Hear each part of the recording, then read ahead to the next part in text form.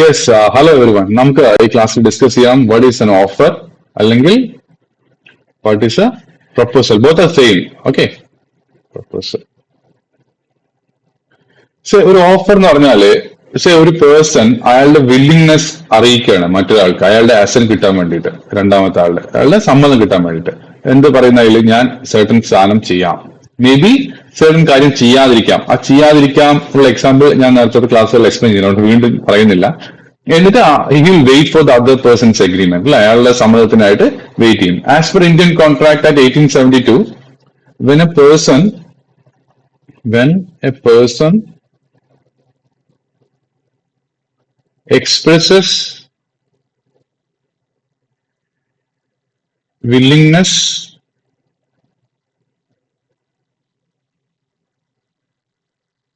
to do or abstain from doing something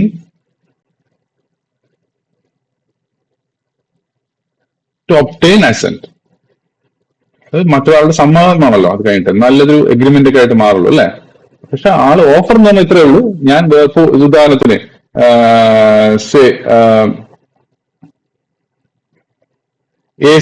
A പറയാണ്, I will A പറയുന്ന ആള് പറയാണ്, I will sell my bike for ₹50,000. Okay, എന്നിട്ട് ആര് ബിയോട് പറയാണ്, and he will wait for his assent, B. So here what happens? A is the offerer. A എന്ന് പറഞ്ഞ ആളാണ് offerer and B is the offeree. Okay.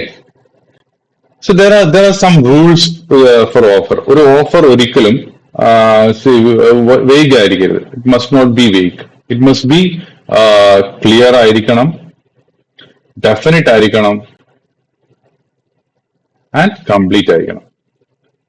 That is ഒരർത്ഥത്തിൽ പറയുകയാണെങ്കിൽ it must not be vague. അതാണ് ഒറ്റ അർത്ഥം. അതായത് ഇപ്പൊ നമ്മൾ പറയാണ് ഒരാൾക്ക്, I will sell my bike to you at a cheap price.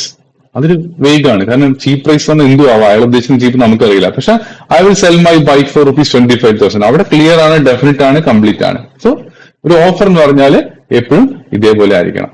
ഇനി രണ്ടാമത്തെ റൂൾ എന്ന് പറഞ്ഞാൽ offer must always be communicated. Offer must always be communicated. That is, ഒരു ഓഫർ വാലിഡ് ആവണമെങ്കിൽ the other person must know about it, അല്ലെ. ഇപ്പോ A എന്ന് പറഞ്ഞ ഒരാൾ ഓഫർ വെക്കുകയാണ്, അത് if B is the offeree, he must know about what the offer is. That must be properly communicated. അപ്പൊ മാത്രമേ അതൊരു ഓഫറായി മാറുള്ളൂ. Okay, offer can be express or implied offer. Express ആവാം,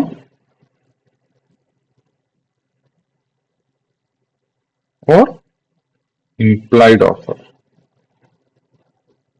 രണ്ടും ആവാം. എക്സ്പ്രസ് എന്ന് പറഞ്ഞാൽ it is spoken in written ഒക്കെ ആയിട്ട് അല്ലെങ്കിൽ സംസാരിച്ച് പറയും. ഇംപ്ലൈഡ് എന്ന് പറഞ്ഞാൽ by conduct, by his action. നമ്മൾ നേരത്തെ നോക്കിയതാണ്, അല്ലെ.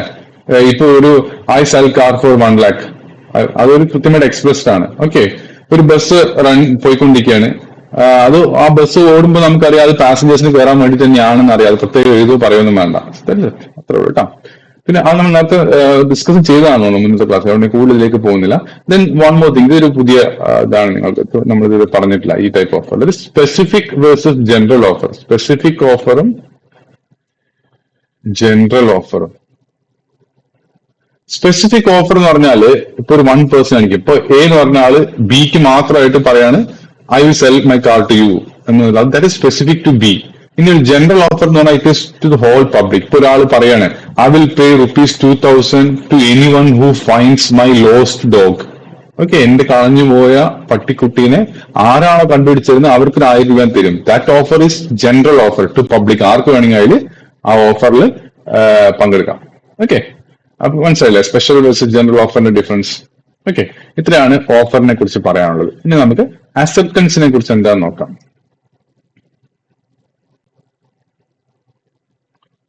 അക്സെപ്റ്റൻസ്. അക്സെപ്റ്റൻസ് എന്താ? ഒരാൾ ഓഫർ, ഇപ്പൊ എ അപ്പോഴും ഓഫർ കൊടുത്തു, ബി ആ ഓഫർ ഓക്കെ ഞാൻ എഗ്രി ചെയ്യാന്ന് പറഞ്ഞാൽ അവിടെ എന്ത് വന്നു? അക്സെപ്റ്റൻസ് വന്നു.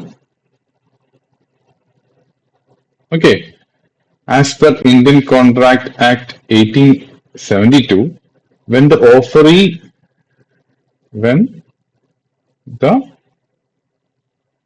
offeree gives assent, proposal becomes promise. Okay. Assent വന്നു കഴിഞ്ഞാല് ആ പ്രൊപ്പോസൽ എന്താവും, പ്രോമിസ് ആയി മാറും. So that becomes an acceptance. ഇപ്പൊ എ പറയാണ് I will sell my bike for 50,000. B പറയാണ് ഐ വിൽ ബൈ ഗിവിംഗ് 50,000. അപ്പൊ എന്ത് വന്നു? അവിടെ അക്സെപ്റ്റൻസ് വന്നു. ഓക്കെ. ഇനി അക്സെപ്റ്റൻസിന്റെ മെയിൻ റൂൾസ് എന്തൊക്കെയാണെന്ന് നമുക്ക് നോക്കാം. First one is acceptance can be express or implied. നമ്മൾ നേരത്തെ തന്നെ എക്സ്പ്രസ് ഓർ ഇംപ്ലൈഡ് എന്താണെന്ന് നമ്മൾ നേരത്തെ തന്നെ ത്രൂ ആക്ഷൻ അല്ലെങ്കിൽ ത്രൂ വേർഡ്സ്, ത്രൂ റൈറ്റിംഗ്സ് എങ്ങനെ വേണമെങ്കിലും ആവാം. എക്സ്പ്രസ് ഓർ ഇംപ്ലൈഡ് ആണ്. പക്ഷെ അടുത്ത റൂൾ എന്താണെന്ന് വെച്ചാല് it must follow prescribe method.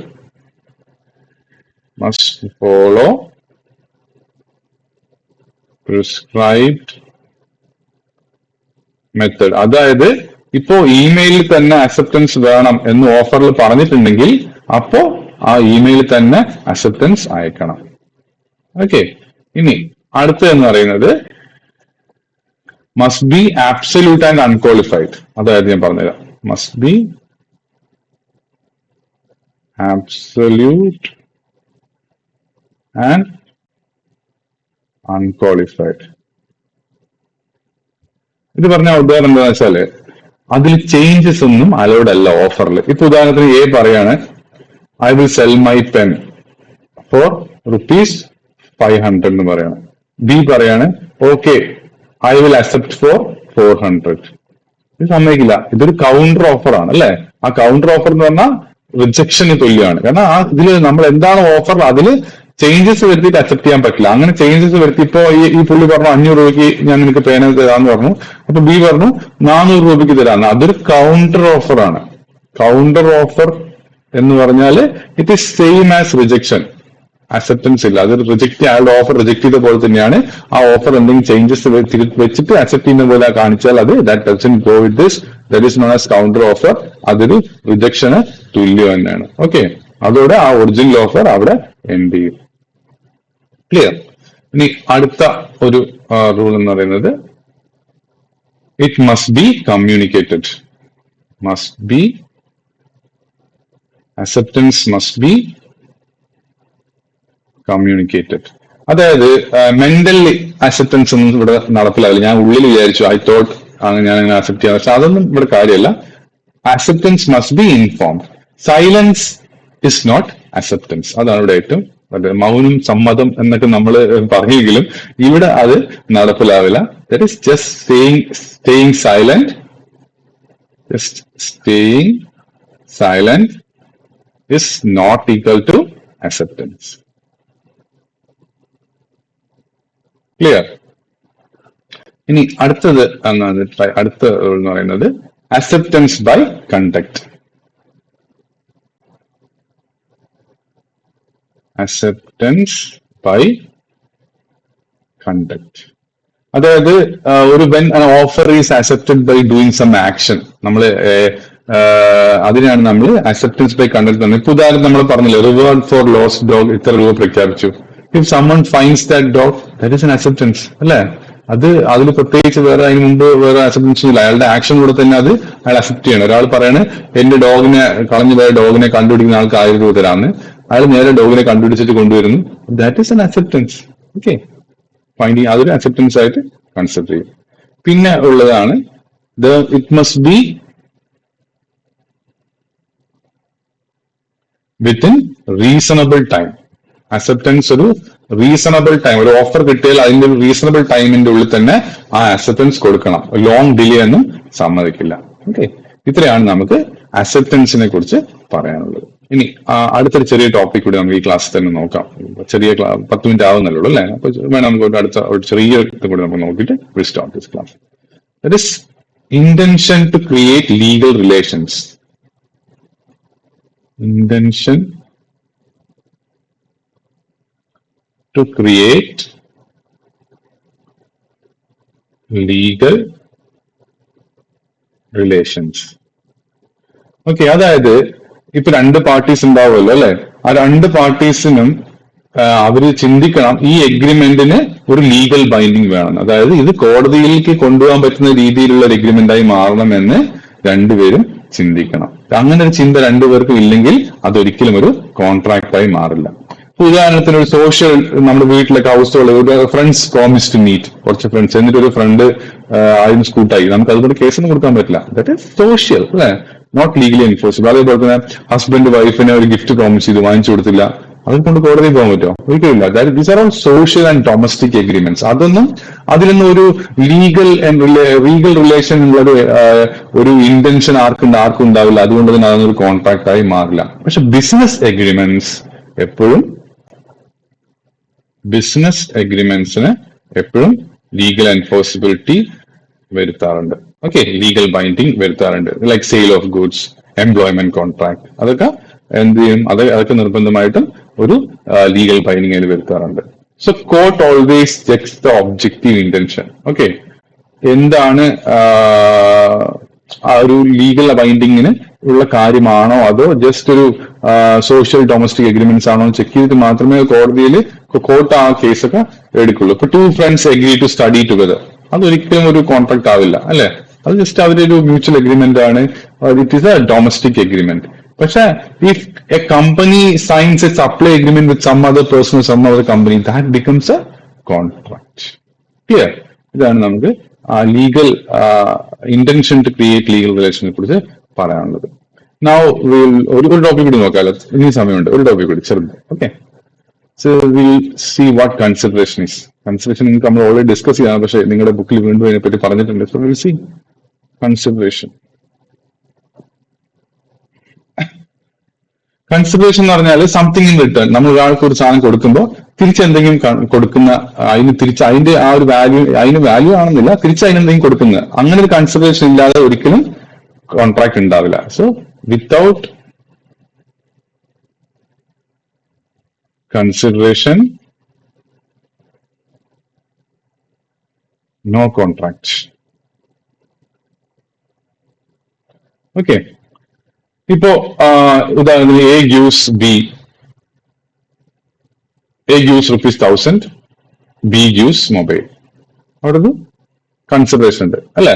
A 1000 കൊടുത്തു, B ഒരു മൊബൈൽ കൊടുത്തു. So it is valid.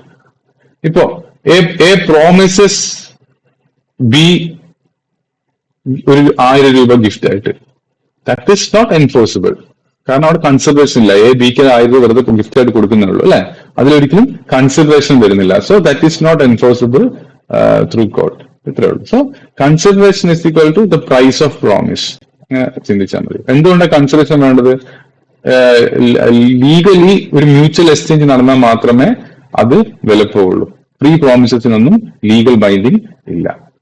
Okay, അതായത് ഇപ്പൊ ഒരു B-ക്ക് 500 രൂപ കൊടുക്കാന്ന് പറയുന്നു, ലേറ്റർ അത് തരില്ല എന്ന് പറഞ്ഞു. അത് B-ന് അത് പണ്ട് കേസ് കൊടുക്കാൻ പോകാൻ പറ്റില്ല. കാരണം അതിൽ കൺസിഡറേഷൻ ഒരു ഗിഫ്റ്റ് ആയിട്ട് തരാന്ന് പറഞ്ഞാൽ. ഓക്കെ, പക്ഷെ ഒരു B-ക്ക് ഒരു 10 രൂപയുടെ പേന കൊടുത്തു, 10 രൂപയ്ക്ക് പേന വെക്കാൻ തീരുമാനിച്ചു. അതിലെന്തെങ്കിലും പ്രശ്നം വന്നാൽ അതിന് കോടതിയിൽ പോവാ. ഇതിനൊന്നും 10 രൂപയുടെ കേസിൽ കോടതിയിൽ പോകില്ല. ഞാൻ ഉദാഹരണം പറഞ്ഞാണ്. അതൊരു വാലിഡ് ആണ്. ഓക്കെ, ഇതാണ് ഒരു ഈ പറയുന്ന കൺസിഡറേഷനെ കുറിച്ച് പറയാനുള്ളത്. Just go through the model book. ഒന്നുകൂടി വായിച്ചു വയ്ക്കുക, നല്ല ഈസി ആയിട്ട് മനസ്സിലാവും. Thank you.